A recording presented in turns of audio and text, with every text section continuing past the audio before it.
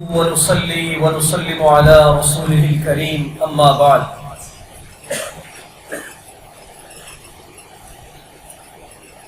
ایک بھائی نے یہ سوال کیا ہے کہ کیا عورت محرم کے ساتھ قبرستان جا سکتی ہے؟ عورت کا قبرستان جانا کیسا ہے؟ محرم کے ساتھ جائے یا غیر محرم کے ساتھ؟ نبی کریم صلی اللہ علیہ وآلہ وسلم سے صحیح حدیث کے اندر یہ روایت ہے کہ آپ علیہ الصلاۃ والسلام نے ایسی عورتوں پر لعنت کی ہے جو قبرستان جاتی ہیں۔ ابتداء اسلام میں جب زمانے جاہلیت کا دور تھا تو اس وقت قبرستان میں جانا، اگر کوئی میت ہو جائے تو اس کے اوپر بہت زیادہ واویلا کیا جاتا ہے، بہت زیادہ ہائی فائی اور جزا اور فضا یہ کی جاتی تھی، گریبان پھاڑے جاتے تھے، اپنے بالوں کے اندر مٹی ڈالی جاتی تھی اور بڑی اونچی اونچی آواز سے رویا دھویا جاتا تھا۔ تو اللہ کے نبی علیہ الصلاۃ والسلام نے جہاں یہ ارشاد فرمایا کہ لیس منا من ضرب الخدود وشق الجیوب ودعا بدعوى الجاہلیہ او کما قال علیہ السلام، کہ جو آدمی اپنی کسی میت پر گریبان چاک کرے اور اسی طریقے سے اپنے بالوں کے اندر مٹی ڈالے اور جاہلیت کی طرح اونچا اونچا پکارے، فرمایا وہ میری امت میں سے نہیں ہے، یعنی یہ اسلامی طریقہ نہیں۔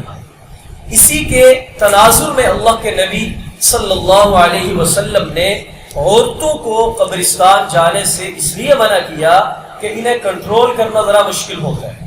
اور ان سے فتنے اور فساد کا خطرہ زیادہ ہوتا ہے، اور یہ ایسے موقع پہ زیادہ جزا فضا کرتی ہیں، ہائے وائے کرتی ہیں، جیسا کہ ہمارے ہاں بھی یہ مشاہدہ ہے۔ تو اللہ کے نبی علیہ الصلاۃ والسلام نے عورتوں پر لعنت کی جو قبرستان جاتی ہیں۔ اب حضرت اما عائشہ رضی اللہ تعالی عنہا سے بھی ایک روایت مروی کہ انہوں نے اللہ کے نبی صلی اللہ علیہ وسلم سے یہ سوال کیا کہ جب کسی قبر سے میرا گزر ہو تو میں کیا پڑھا کروں؟ تو آپ علیہ الصلاۃ والسلام نے انہیں ایک دعا تلقین فرمائی۔ تو یہ دو حدیثوں کے تناظر میں علماء کرام کے دو طبقے ہیں، جن میں سے بعض حضرات کا، جیسے علامہ ابن تیمیہ رحمہ اللہ اور بہت سارے احباب ہیں، وہ یہ کہتے ہیں کہ مطلقاً عورتوں کا قبرستان جانا منع ہے، لیکن بعض علماء اس میں کچھ رخصت دیتے ہیں۔ وہ یہ کہتے ہیں کہ شروع دور کے اندر چونکہ سختی کے ساتھ یہ بتلانا مقصود تھا کہ قبر کے اوپر، قبرستان جا کر یا میت کے اوپر اس طرح سے ہائے وائے اور جزا فضا کرنا جو زمانے جاہلیت کا طریقہ ہے، اسلام میں اس کی گنجائش نہیں۔ تو اللہ کے نبی علیہ الصلاۃ والسلام نے بڑا سخت حکم ارشاد فرمایا۔ جب دیکھا کہ اس پر کنٹرول ہو چکا ہے اور لوگ اس معاملے کو سمجھ گئے ہیں، تو آپ علیہ الصلاۃ والسلام نے کسی قدر گنجائش رکھی ہے کہ اگر کہیں قبرستان سے گزرتے ہوئے کوئی عورت قبر کی زیارت کر لیتی ہے اور فطرے کا خطرہ نہیں ہوتا، یا قبرستان سے گزرتے ہوئے دعائیں پڑھ لیتی ہے، تو اس کے اندر کوئی حرج کی بات نہیں ہے۔ بہرحال خلاصہ یہی ہے کہ عورتوں کا قبرستان جانا پسندیدہ نہیں ہے۔ آپ علیہ الصلاۃ والسلام نے لعنت فرمائی ہے، اور وہاں اگر عورتوں کا جانا شروع ہو گیا تو وہی ایک جگہ ایسی ہوتی ہے کہ جہاں آدمی کو جا کر آخرت کی یاد تازہ ہوتی ہے، آخرت کی فکر پیدا ہوتی ہے، جیسا کہ اللہ کے نبی علیہ السلام نے بھی فرمایا کہ قبرستان کثرت سے جایا کرو تاکہ وہاں جا کر تمہیں اپنی موت کی یاد آئے کہ میں نے بھی یہاں آنا ہے۔ اب اگر وہاں عورتوں کی ٹولیاں بھی جانا شروع ہو گئی تو یہ فتنے اور فساد کا ایک خطرہ پیدا ہو جائے گا اور یہ آخرت کی یاد وہاں سے بھی ختم ہو جائے گی۔ تو اس لیے عام اصول شریعت کا یہی ہے کہ ان کا قبرستان جانا یہ پسندیدہ نہیں ہے۔ ہاں اگر کوئی بڑی عمر کی عورت پردہ ہو کر کبھی کبھار قبرستان چلی جائے تو شرعاً اس کے اندر کوئی قباحت موجود نہیں۔ کیا نکاح اور ولیمہ ایک ہی دن خلوت سے پہلے کرنا جائز ہے یا نہیں؟ نکاح ایجاب و قبول کا نام ہے، اور ولیمہ آدمی اپنی شادی کی خوشی کے اندر کرتا ہے۔ دونوں شرعی طریقے ہیں۔ اللہ کے نبی علیہ الصلاۃ والسلام نے باہم اجنبی مرد کا باہم اجنبی عورت سے ملاپ کرنے کے لیے نکاح کو ضروری قرار دیا ہے، اور قرآن مجید میں بھی اللہ تعالیٰ نے اسے ایک نعمت قرار دیا۔ تو نکاح اگر آدمی کرے تو اس کے بعد اسی دن ولیمہ کرے، اگر ایسا کرے گا تو جائز تو ہے، لیکن سنت طریقہ نہیں ہے۔ سنت طریقہ یہ ہے کہ پہلے نکاح ہو، اس کے بعد خلوت صحیحہ ہو کہ وہ مرد اور عورت آپس کے اندر ملے، اور اس سے بعد کسی دن بھی آپ خوشی کے موقع پہ اپنا ولیمہ رکھیں تو یہ سنت کے مطابق ہوگا۔ حضرت جابر رضی اللہ تعالیٰ ایک صحابی ہیں،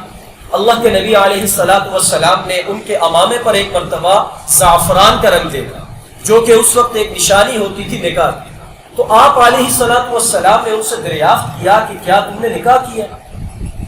یہاں سے ایک اور بات بھی ہمیں پتہ چلتی ہے کہ ضروری نہیں ہے کہ آپ اپنے نکاح کے اندر جب تک ہر ایک کو نہ بلا لیں تو وہ نہیں ہوتا، اور اس کے اندر اللہ کے نبی علیہ السلام نے ہمیں سادگی کا بھی ایک پہلو دکھایا ہے کہ جہاں آپ 2-4 آدمی مل کے، چند خاندان کے افراد مل کے نکاح پڑھا لیں تو وہ نکاح ہو جاتا ہے۔ اب حضرت جابر نے نکاح کیا، لیکن اللہ کے نبی صلی اللہ علیہ وسلم کہ جن سے زیادہ بابرکت ہستی اور کوئی تھی نہیں وہاں پر اس وقت، ان کو پتہ ہی نہیں، تو انہوں نے عرض کی کہ یا رسول اللہ صلی اللہ علیہ وسلم میں نے نکاح کیا ہے۔ تو آپ نے پھر سوال کیا کہ کیا سیبہ عورت سے نکاح کیا ہے یا کنواری عورت سے کیا ہے؟ باقرہ کہتے ہیں کنواری کو، سیبہ کہتے ہیں جو بیوہ ہو جائے۔ تو انہوں نے عرض کی کہ میں نے بیوہ عورت سے نکاح کیا ہے۔ تو اللہ کے نبی علیہ السلام نے حضرت جابر کی عمر کو دیکھ کر، وہ نوجوان تھے، آپ نے ان سے فرمایا کہ کیا یہ اچھا نہیں تھا کہ تو کسی کنواری سے نکاح کرتا، تو اس کو کھلاتا، وہ تجھے کھلاتی؟ تو حضرت جابر نے آگے سے عرض کی کہ یا رسول اللہ صلی اللہ علیہ وسلم میں 5 بہنوں کا اکلوتا بھائی ہوں، تو اگر میں ایک کنواری لڑکی کو بیاہ کر کے گھر لے آتا تو وہ 6 ہو جاتی، یعنی وہ بھی لڑکیاں ہیں، یہ ایک اور لڑکی آ جاتی، تو ایک دوسرے کو سلیقے کون سکھاتا، طور طریقے کون بتاتا، تربیت کون کرتا؟ تو میں بڑی عمر کی عورت لایا ہوں تاکہ میری جوانی تو قربان ہو گئی لیکن میری بہنوں کی اچھی تربیت ہو جائے۔ اللہ کے نبی صلی اللہ علیہ وسلم نے جب یہ بات سنی، آپ اتنے خوش ہوئے اور ان کو بہت دعائیں دی حضرت جابر رضی اللہ تعالی عنہ کو، اور پھر ان سے یہ ارشاد فرمایا کہ اولم ولو بشات، اے جابر اپنے اس نکاح کا ولیمہ بھی کر لو اگرچہ ایک بکری کے ساتھ ہی کیوں نہ۔ یعنی ولیمہ یہ اعلان ہوتا ہے اس بات کا کہ علاقے کو پتہ لگ جائے کہ فلاں ابن فلاں نے فلاں بنت فلاں کے ساتھ نکاح کر لیا ہے، تو یہ ولیمہ سنت ہے۔ آپ علیہ السلام نے اپنی ہر زوجہ محترمہ کا ولیمہ بھی کیا ہے اور اس کا حکم بھی دیا ہے۔ حضرت جابر سے بھی آپ نے یہی فرمایا کہ ولیمہ کر لو اگرچہ بکری کے ساتھ ہی ہو۔ تو اس کے اندر آپ نے ہمیں یہ بات بھی ارشاد فرمائی کہ کوئی بہت زیادہ عظیم الشان، عالی شان ولیمہ جب تک آپ نہ کریں تو شاید ولیمہ نہیں ہوتا، ایسی بات نہیں، ایک بکری ہی فرمایا کاٹ دو، اس کو ہی لوگوں کو کھلا دو تو تمہارا ولیمہ ادا ہو جائے گا۔ تو اب یہاں نکاح پہلے ہوا ہے، ہم بستری ہو گئی، خلوت سیاح ہو گئی، ولیمے کا حکم آپ بعد میں دے رہے ہیں۔ تو سنت طریقہ یہی ہے کہ پہلے نکاح ہو اور اس کے بعد خلوت ہو، پھر اس کے بعد ولیمہ ہو، تاکہ وہ ولیمہ اس خوشی میں ہو کہ ایک مرد نے ایک عورت کے ساتھ خلوت صحیحہ کر لی ہے اور نکاح کر لیا ہے۔ ہمارے ہاں جو ایک ہی دن کا رواج چل رہا ہے یہ جائز تو ہے لیکن سنت طریقے پر نہیں۔ تو سوال بھی یہی تھا کہ ایک دن خلوت سے پہلے کرنا جائز ہے یا نہیں، تو جائز ہے لیکن خلاف سنت ہے۔ سنت یہ ہے کہ نکاح ہو، خلوت ہو اور پھر اس کے بعد کوئی دن ڈیسائیڈ کر کے آپ ولیمہ کریں۔ طلاق رجی اور طلاق بائن کی وضاحت فرمائیں۔ طلاق رجی، رجعی کہتے ہیں رجوع کرنے، اور بائن کہتے ہیں الگ الگ ہو جانے کو، جدا ہو جانے کو۔ طلاق رجی یہ ہے کہ آپ اپنی بیوی کے ساتھ جب نباہ نہیں ہو پا رہا تو اس کو ایک طلاق دے دیں کہ میں تمہیں طلاق دیتا ہوں یا میں نے تجھے طلاق دی، میرے گھر سے چلی جائے۔